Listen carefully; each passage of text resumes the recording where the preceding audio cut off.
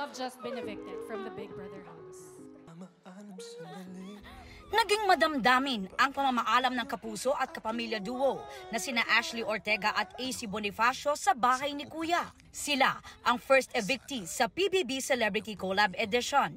Hanggang kaninang tanghali, emosyonal pa rin si Ashley nang salubungin ng kanyang kapatid na si Alessa nang makalabas mula sa pagkaka-hotel arrest matapos ma-evict kagabi. Ngayon hindi pa nagsisink in lahat sa akin, pero syempre nabigla ako. Medyo nasad ako, pero syempre at the end of the day, parang kailangan kong tanggapin that this is a game. Pero whatever inside the house naman, I'm gonna cherish everything. Laban lang. Kailangan pa raw niya ng oras para iproseso ang mga nangyari sa halo-halong emosyon na naramdaman niya sa loob ng 3 linggong pananatili sa loob ng bahay ni Kuya. Sa tagal ko sa industriya, first time ko lang talaga maging vulnerable ng ganun sa harapan ng maraming tao. So, medyo feel ko I'm a changed person. Medyo hindi ko alam naman. Life-changing yung nangyari sa'yo. Sobra, Miss Aubrey.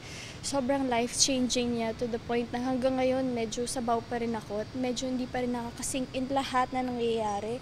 Natatakot din ako. Alumin ko ano nangyayari dito sa outside world. Pero syempre, I'm grateful and I'm happy Alisa's here, my sister. Ang isa raw sa kanyang ipinagpapasalamat na bigyan sila ng pagkakataong magkaroon muli ng komunikasyon ng ina na 3 taon na niyang hindi nakikita at nakakausap.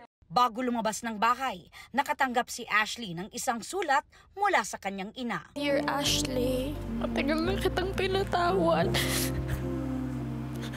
Matagal na rin akong nag-aantay sa'yo.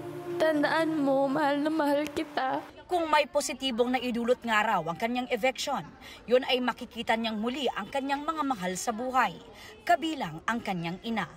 Nagpasalamat si Ash sa kanyang supporters, kanyang duo na si AC at housemates. I appreciate each and every one of you sa lahat talaga ng nagmahal sa akin. Hindi ko pa kasi alam kung sino na ano, pero thank you. And sana patuloy niyo pong suportahan yung PBB kasi yung mga housemates ko doon, lahat sila matatapang, lahat sila mababait.